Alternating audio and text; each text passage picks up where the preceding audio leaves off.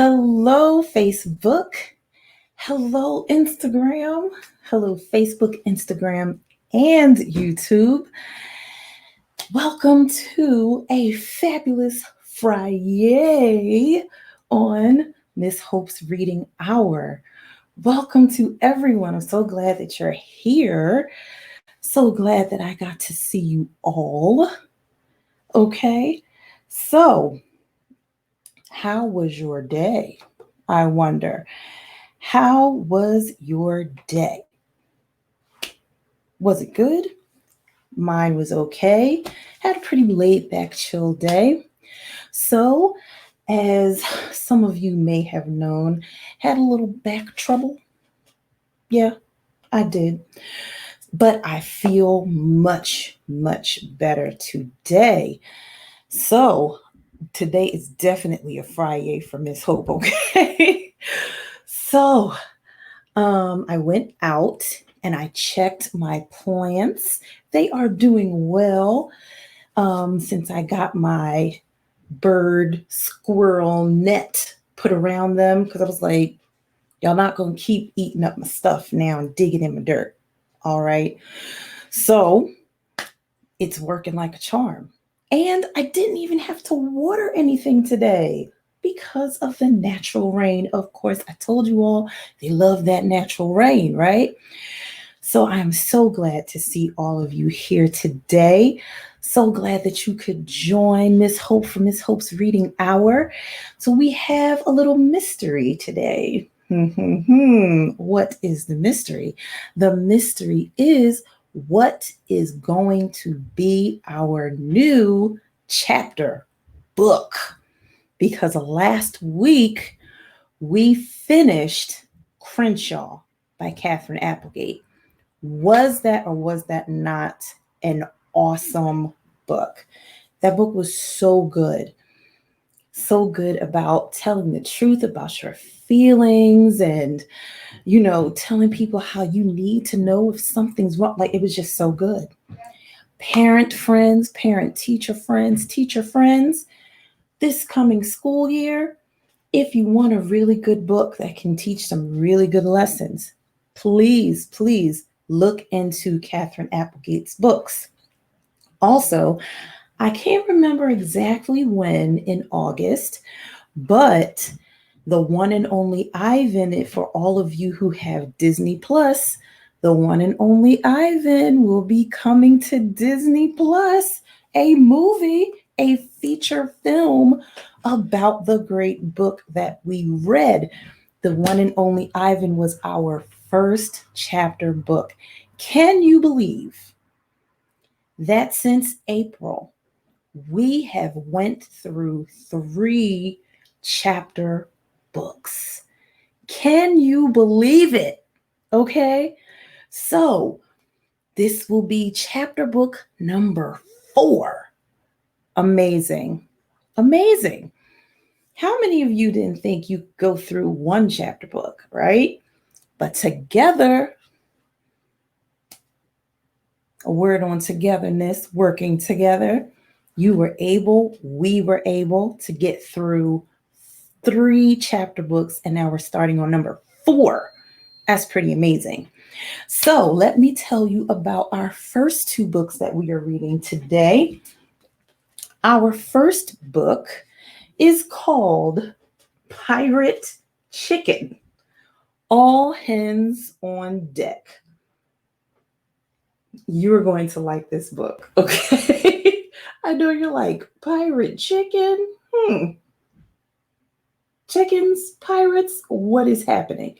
You'll find out in Pirate Chicken, All Hens on Deck.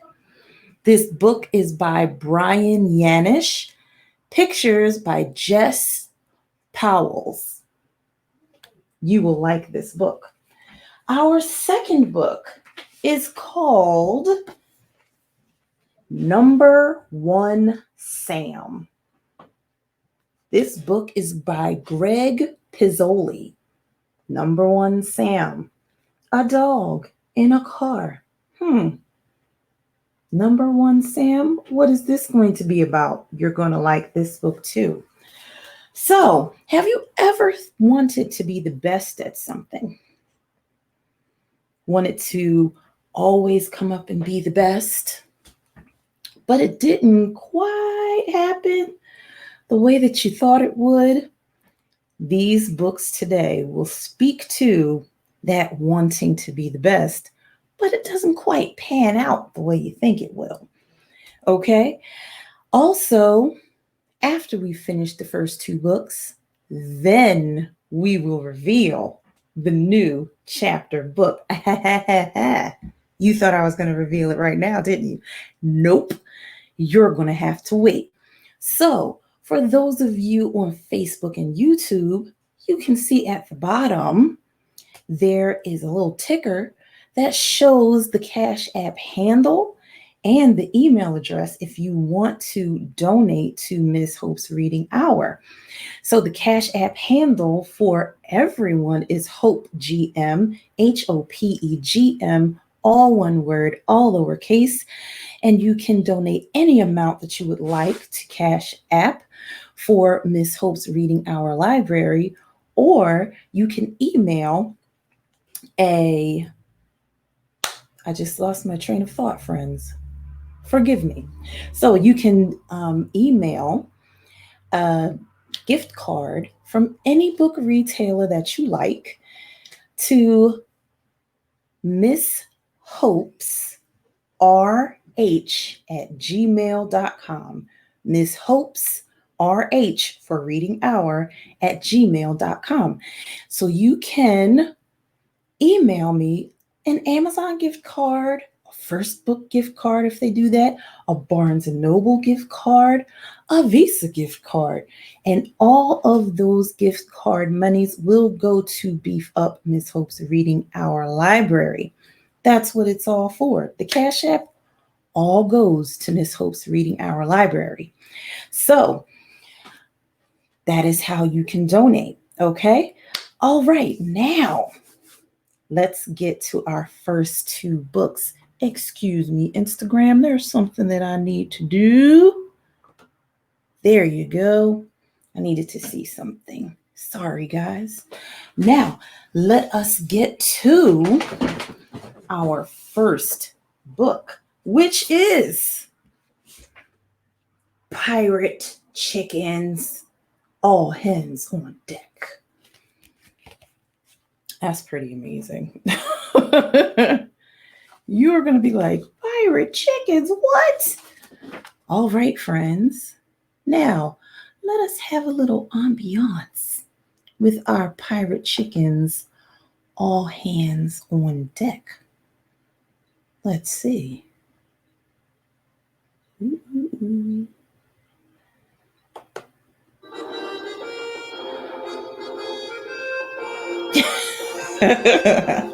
Pirate chickens, all hands on deck. Lily was not an ordinary chicken.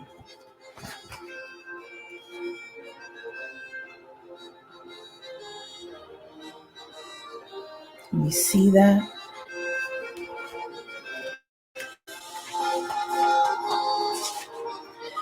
While other chickens pecked and plotted. While other chickens pecked, she plotted. Can I get a hand? They roosted. She read. So that's why they call it cold fusion. They were happy to live life on the farm. But Lily wanted to see the world. She knew she was meant for more. Really? What more could a chicken do? Let's see. So by chance, when a band of pirates invaded one day, Lily saw her moment. I'm scared, clucked one hen. I'm going to hide in my nest, squawked another. Reporting for duty. She said, oh no. Lily saw her moment. The pirates gathered all the chickens and took them to their ship. Oh boy, are they going to eat these chickens? At sea, Lily was a fast learner. Where's the poop deck? But the pirates paid no attention to a silly chicken. One afternoon, they stopped at an island, and the pirates forgot one very important thing. While the pirates sang and danced away, the ship drifted. You see what they forgot? To put the anchor down. Too busy partying. And by morning, the chickens were in charge. She had, of course, prepared for this. Her loud voice boomed across the deck of the ship. All hands on deck. The chickens clucked to attention.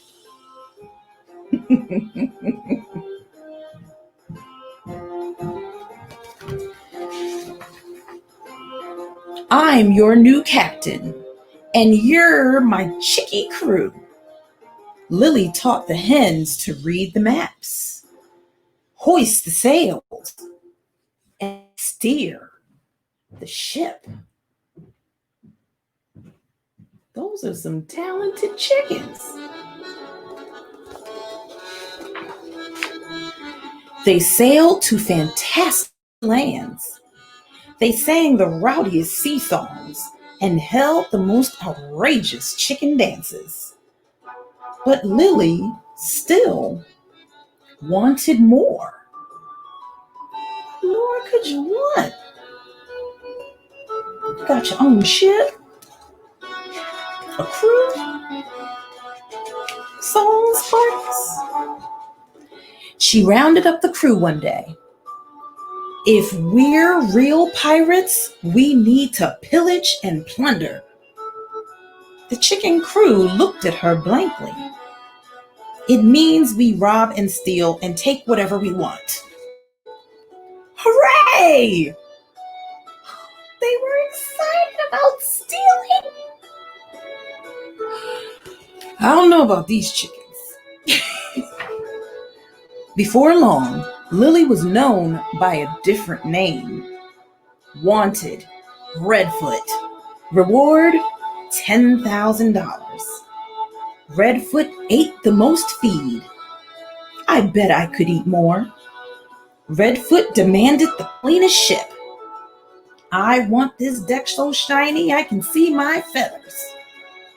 Redfoot gave the hardest homework. You didn't carry the 4. Oh man, I'm a pirate and I still got homework? What's up with that? Oh man.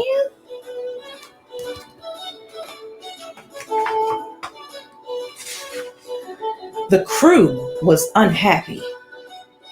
Why do you get to tell us what to do? Clucked one hen. How come your nest is bigger than ours? Squawked another. And why do I have to do homework if I'm a chicken? Clucked the third. Yeah, I want an answer to that question too.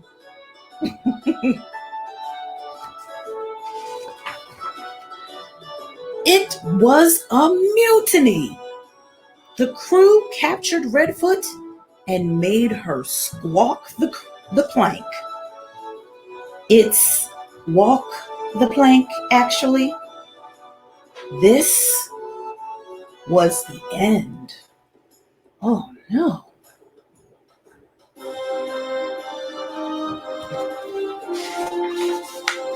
Wait, said Redfoot. I once was free. I clucked, I pecked, I flapped my wings without care. But I wanted more than an ordinary chicken life. Now I have more food and treasure than I ever imagined. But everyone is afraid of me. Redfoot raised her wings and tossed her hat into the waves. I am not a terrible pirate. My name is Lily, and I'm a chicken. She came to senses. The crew looked at her and clucked to themselves. And then they all threw their pirate clothes overboard. All hands on deck. We've got a new mission, my friends.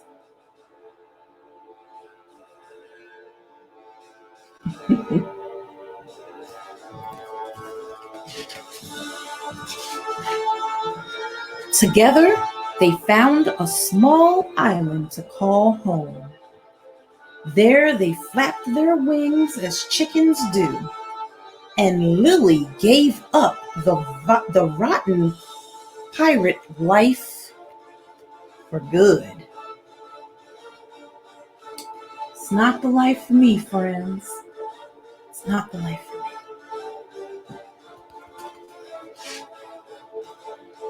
But she still had other plans. See those books? She's looking about rockets and space.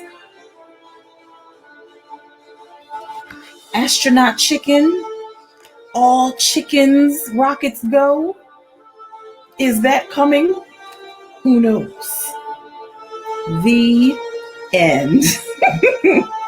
Pirate chicken, all chickens on deck. So, Lily wanted more. She wanted to be the best. Usually people who want to be the best want more. But more didn't quite pan out the way she thought it was going to, right? Sometimes you just want to do more, but you get a little crazy with it. And your friends are like, all right, we've had enough of you. Okay?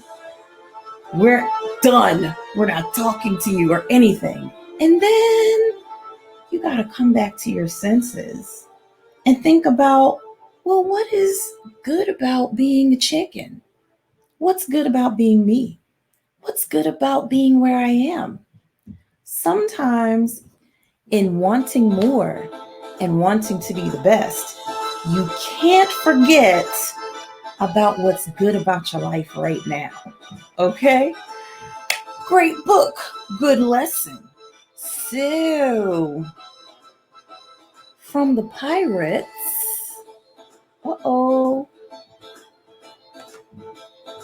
wait 1 second, friends. I made a mistake. We are going to number 1, Sam. So sorry. I lost my car sounds, friends. Lost them. Uh-oh. Didn't mean to do that. Let me try to find them.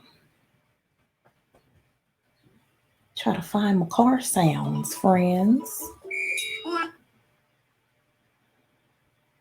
Let me try to find them.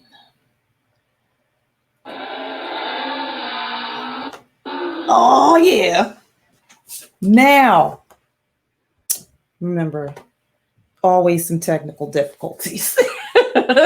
Number 1, Sam. You're going to like this book too, okay? By Greg Pizzoli. Number 1, Sam. Now, for our car sounds.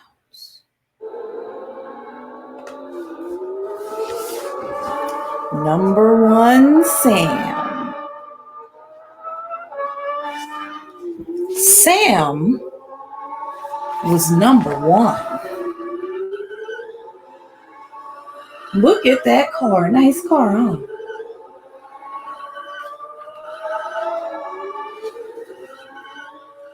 He was number 1 in speed. He was number 1 at turns.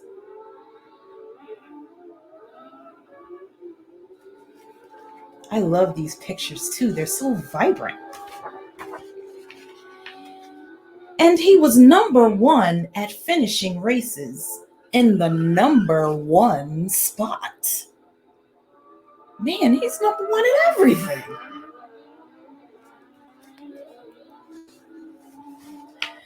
So, on the day of the big race, Sam wasn't worried one bit. He pulled up to the start, wished good luck to his best friend Maggie, revved his engine, and they're all ready. And boom! They were off. Sam zoomed up to speed and nailed all the turns. He and Maggie were neck and neck as they headed for the finish line. And then, what do you think? Do you think he won? Sam lost. Everyone was cheering for Maggie, except everyone except Sam.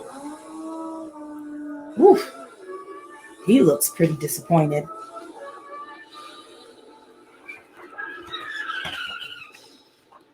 Sam couldn't lose. He was the best at speed. He was the best at turns. He was the best at being number 1. The night before the next race, Sam didn't sleep one wink.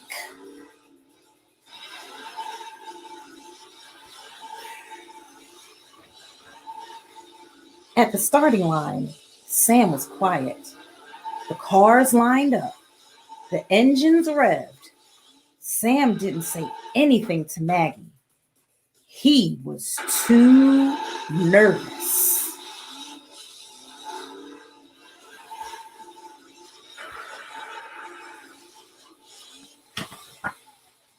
In fact, he was so distracted, he missed the starting flag. Oh, man.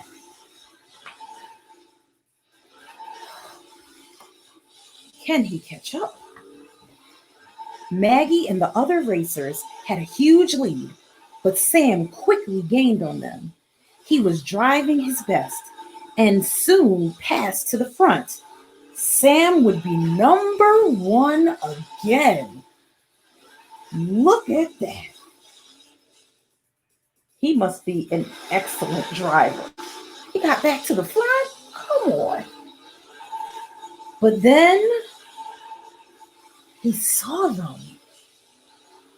What did he see? Okay, let's find out what he saw. 5 chicks crossing the track. He was headed right for them. Sam could steer around the chicks, but would the other racers see them in time? The pressure. Let's see. Screech! Sam slammed on his brakes. He scurried the chicks to safety as the other racers flew by. Man!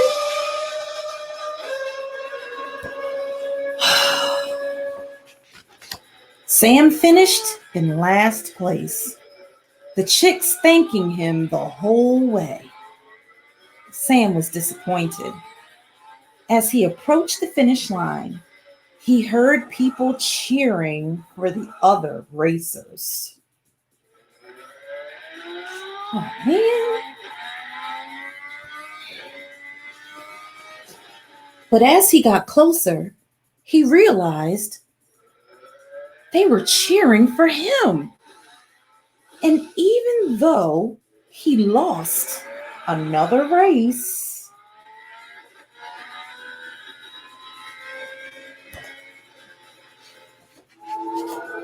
his friends still thought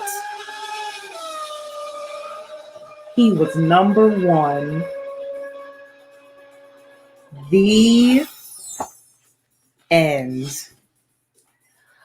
So, my friends, wasn't that a great story? Sometimes trying to be the best, you can put a lot of pressure on yourself. A lot of pressure that if you're not the best, then you're just not good enough. And sometimes, as in the story Pirate Chicken, it doesn't quite work out as you think. Just because you lose doesn't make you a loser. That's something that I tell a lot of the kids that I work with. Just because you lose doesn't make you a loser.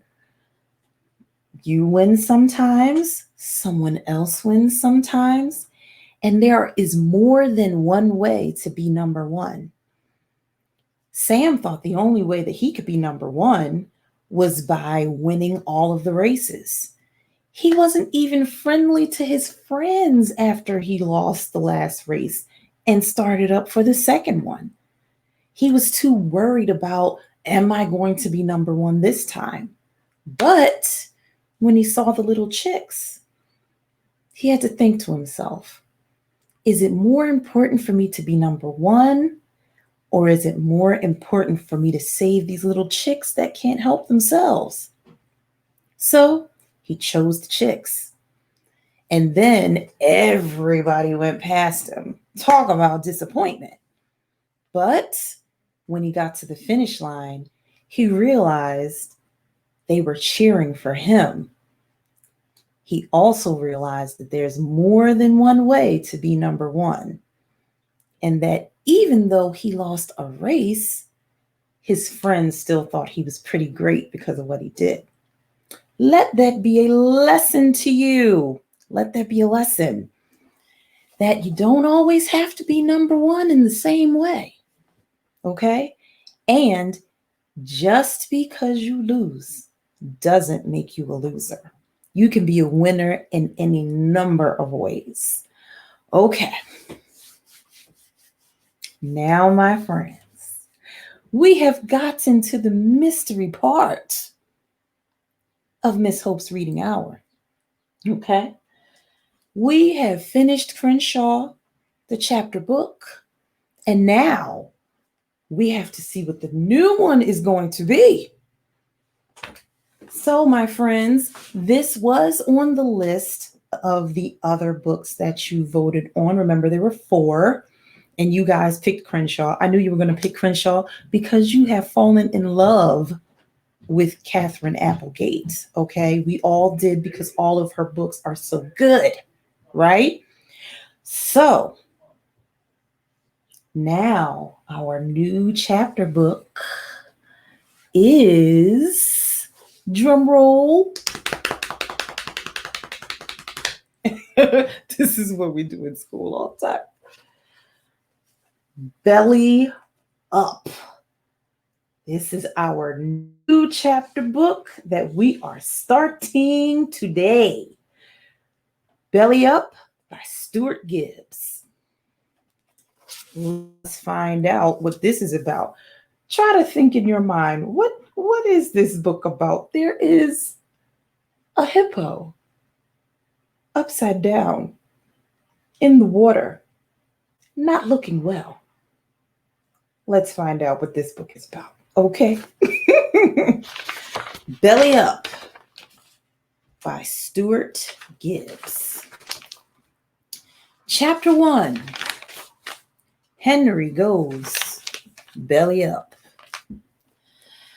I'd just been busted for giving the chimpanzees water balloons when I first heard something was wrong at Hippo River. Large Marge was the one who caught me. No surprise there. Marge O'Malley was a security guard, but all she did most days was follow me around, waiting for me to cause trouble. I saw her slinking after me all the time. She'd always try to hide behind rocks and trees and stuff.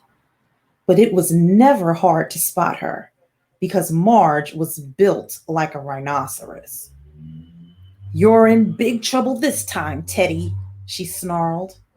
She was making a big show of apprehending me in front of a crowd of tourists, shoving me up against the rail of the chimp and frisking me for weapons, like I was a mugger in some urban back alley instead of a 12-year-old boy at Fun Jungle, the newest, most family-friendly theme park in the world.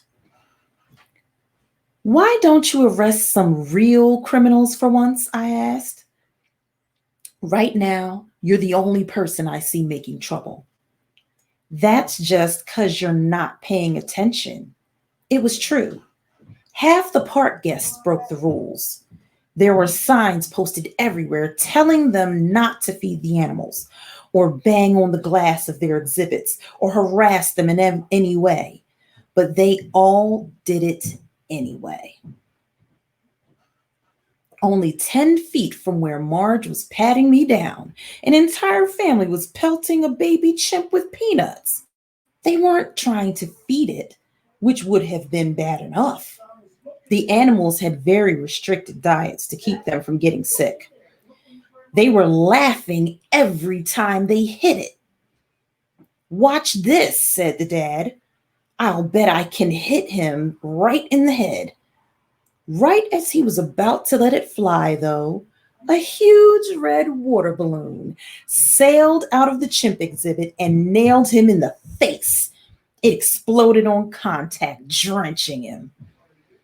Before he could recover, another balloon hit him, and another, and another. The chimps were fighting back, just as I'd hoped. That's why I armed them. If the security guards weren't going to protect the animals, then I figured I ought to help the animals protect themselves. After all, how would you like it if someone banged on your windows or chucked peanuts at you all day?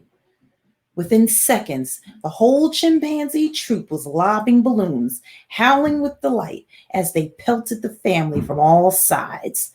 The family stumbled about, slipping in the water and spluttering for air. And now everyone was laughing at them. Well, everyone but Large Marge, who was born without a sense of humor. She whipped out her radio and alerted headquarters. "HQ, this is O'Malley. We have a water balloon situation at Monkey Mountain.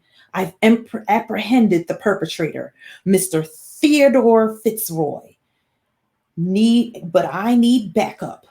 Marge always spoke like she'd seen way too many cops. "Never mind that," the dispatcher responded. "Get over to Hippo River. We're getting reports that something's wrong there." Marge frowned, though not out of concern for hippos. She was annoyed at her request for backup had been ignored.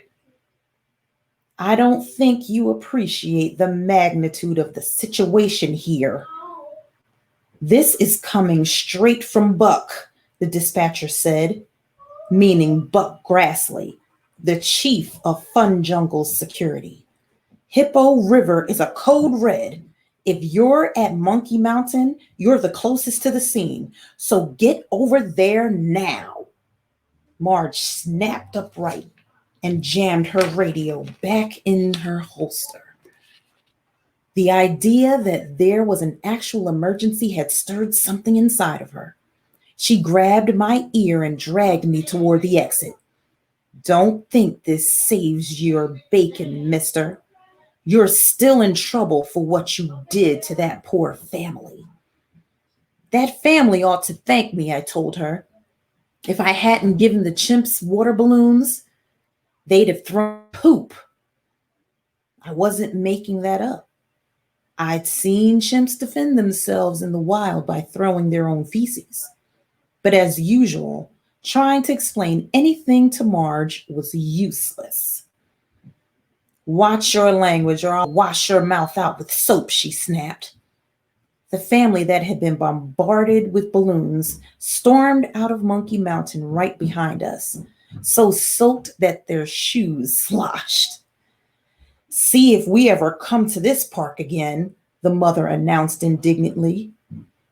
Good riddance, I thought, stifling a smile. The family that had, the truth was, except for Marge's vice grip on my ear, I was happy to be heading to Hippo River. I wasn't sure what a code red meant, but it promised to be interesting. Maybe some clumsy tourist had fallen into the exhibit and needed to be rescued. Technically, that was probably a bad thing to hope for. Most people don't realize that hippos are actually the second most dangerous African animals. Water buffalo are the first. They're mean, they're unpredictable, and they have razor sharp teeth a foot long.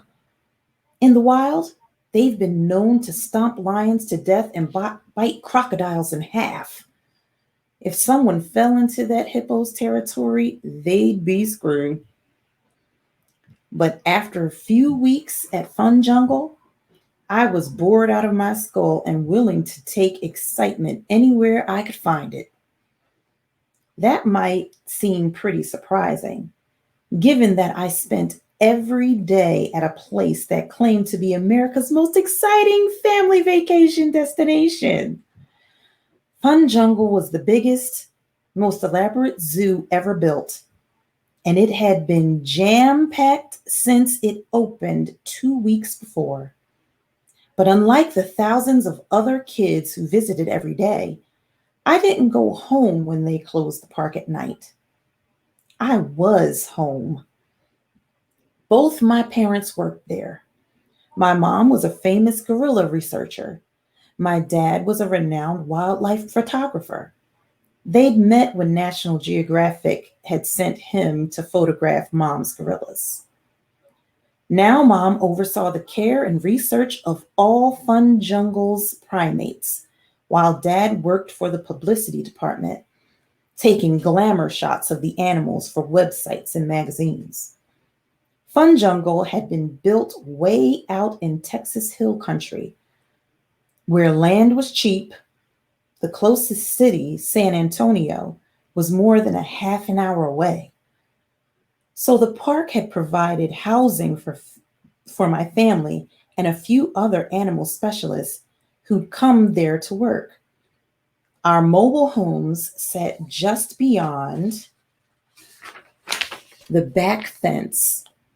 None of the other specialists had children, though, which meant I was the only kid for 30 miles in any direction.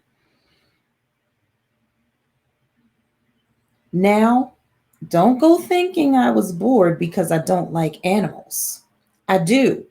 In fact, I bet I know more about animals than any 12-year-old you've ever met. I spent the first decade of my life living in a tent in the African Congo. I didn't see a TV until I was 6. Instead, I watched animals, and Mom and Dad taught me everything they knew.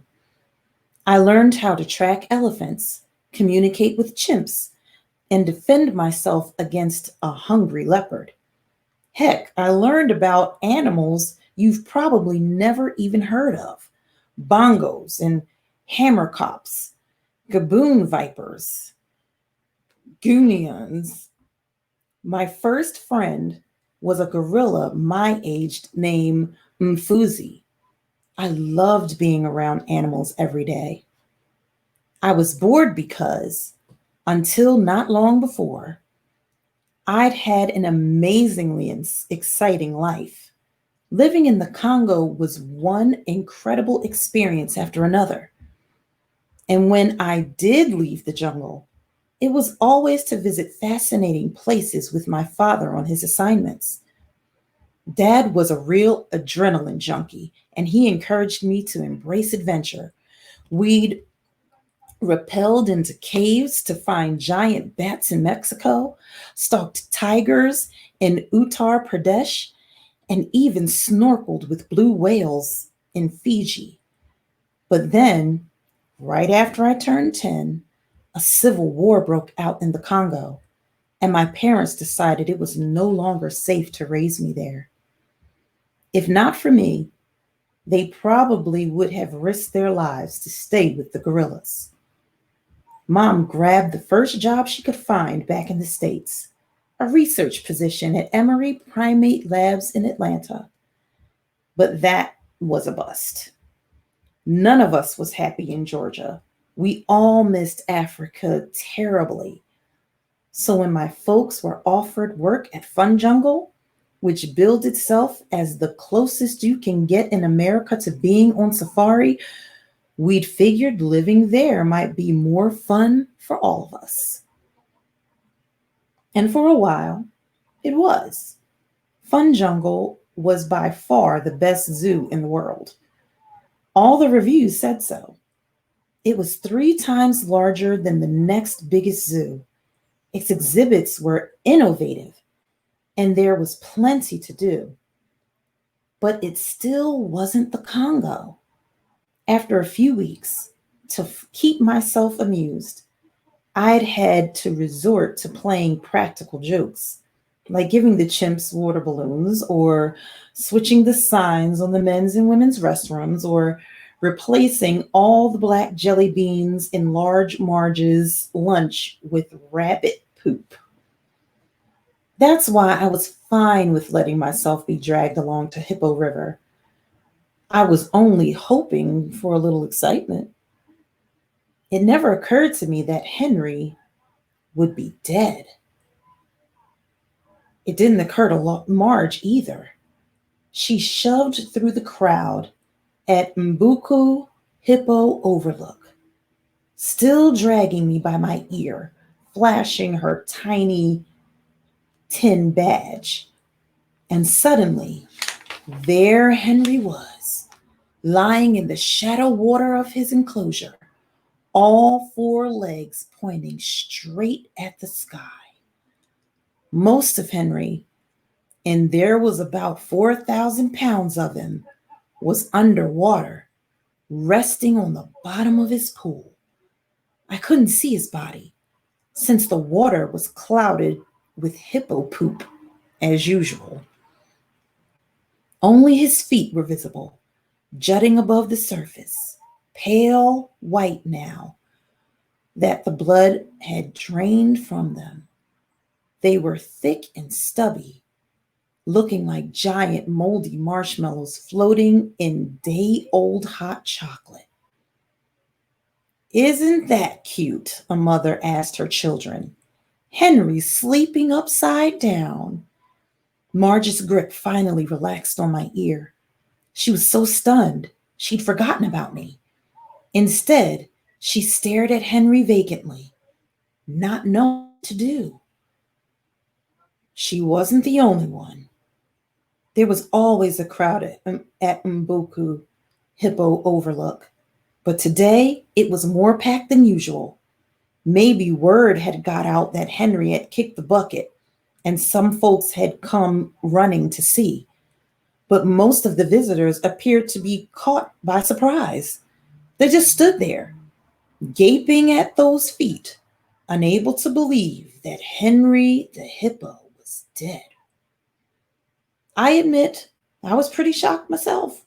Since Fun Jungle had more than 5,000 animals on display, you expected things would go wrong now and then. Every day, dozens of animals got sick. Maybe even 1 or 2 would die. But for Henry to go belly up, that was pretty much the worst case scenario, given that he was the park's mascot. Fun Jungle had been advertising all over the world for a year before it opened, and every one of those ads, every TV commercial, radio spot, and billboard featured Henry. Well, not the actual Henry, but a cartoon version of him, who said corny things like, "Come visit Fun Jungle. It's more fun than a barrel of monkeys, and I ought to know." Cartoon Henry didn't look much like the real Henry. He was skinny, purple, and friendly, while the real Henry was fat, gray, and mean. But that didn't seem to bother the tourists.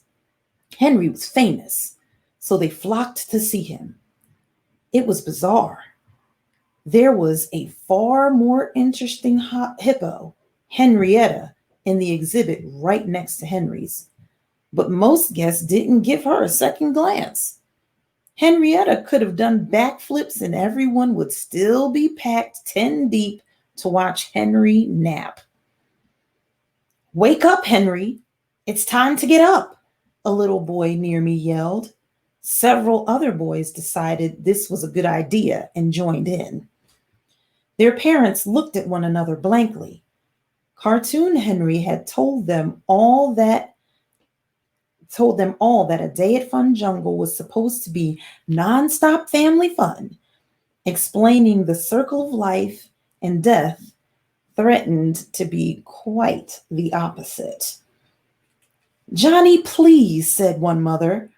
Her son was happily proving he could chant the loudest. "I don't think Henry is going to wake up. Hippos are very sound sleepers." "That's right," a queasy-looking father added. "Plus, his ears are underwater." Hippo River was the most popular exhibit at Fun Jungle, though this wasn't only because of Henry.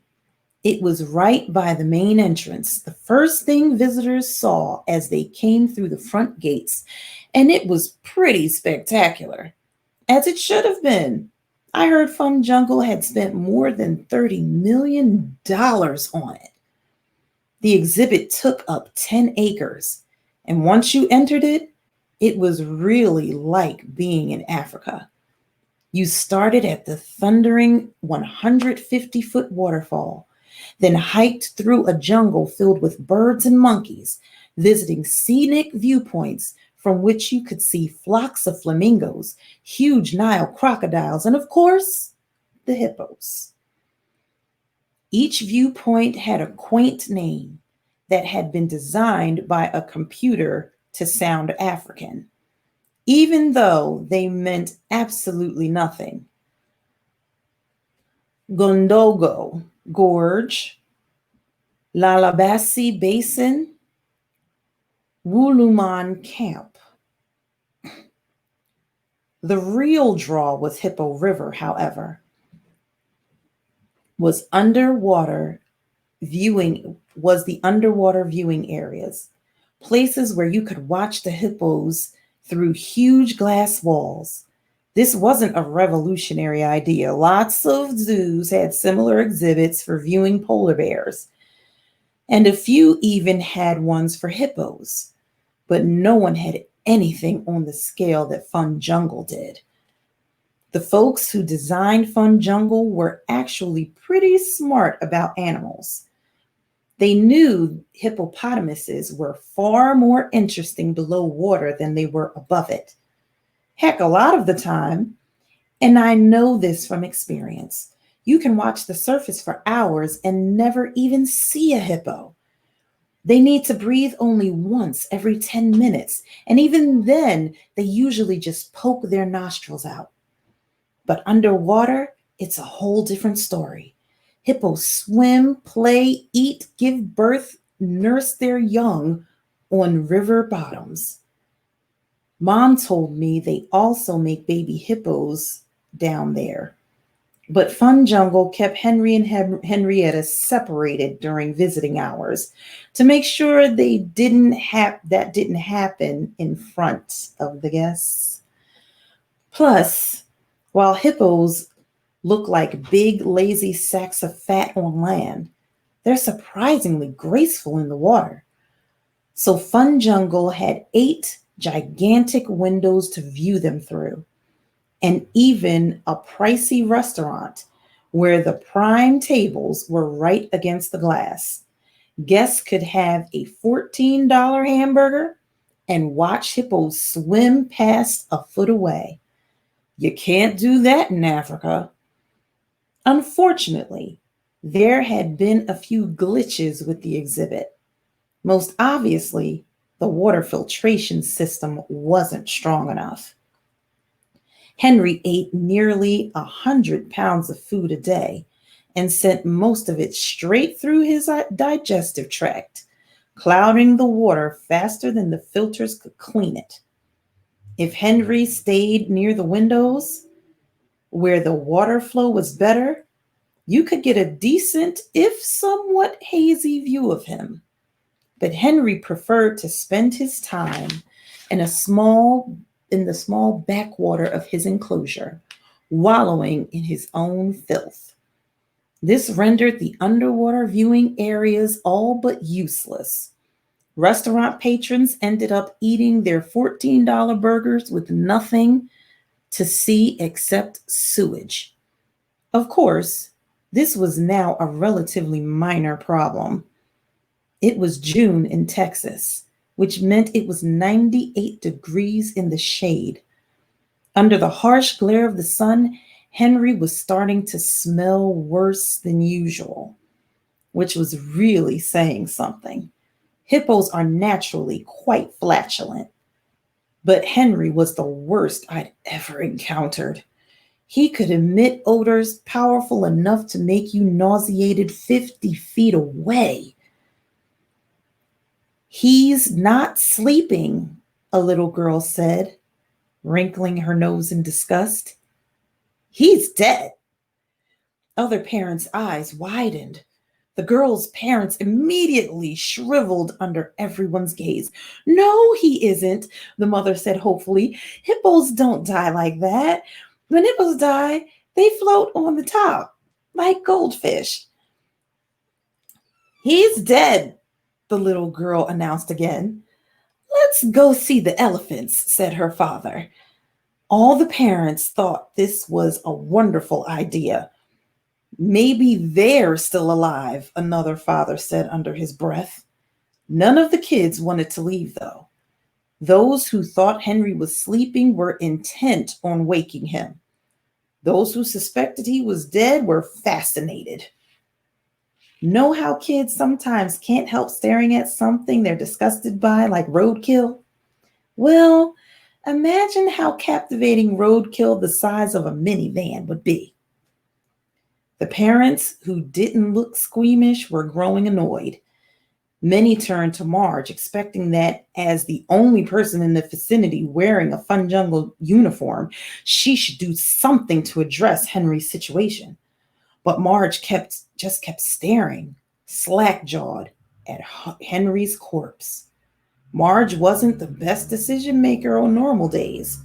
I'd seen her take 10 minutes to decide whether to have the fried chicken bucket or the triple nachos grande for lunch. For the record, she ultimately opted for both.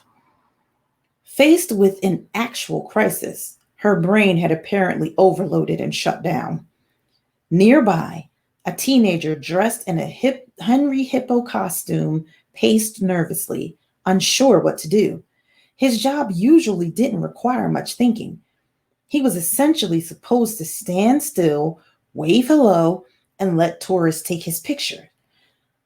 Umboku Overlook had been selected as the best place for this because it offered the most shade.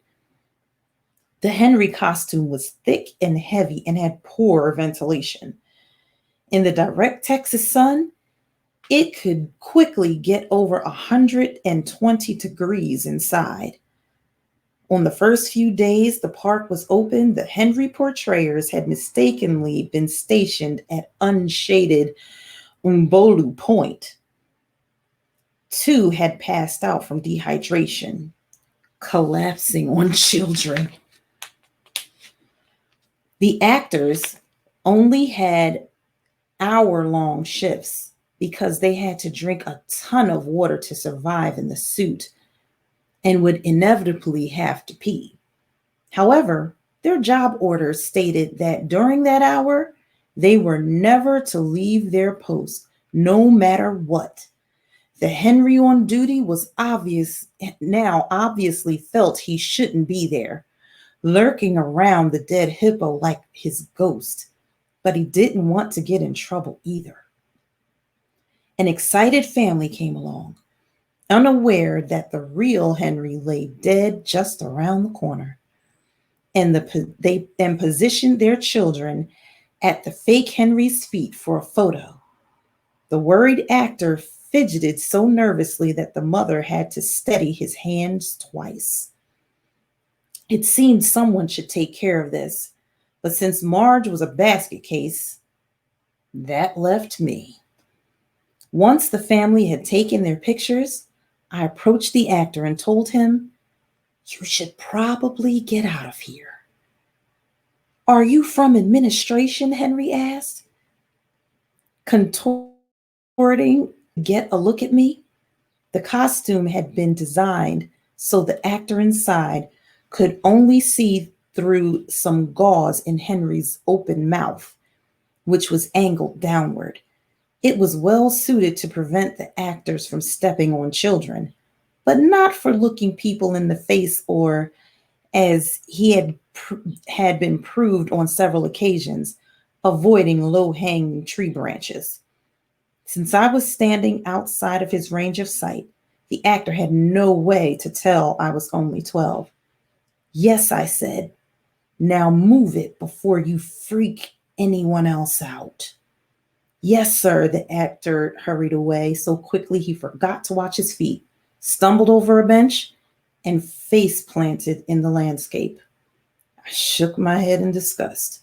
Some people have way too much respect for authority. Well, my friends,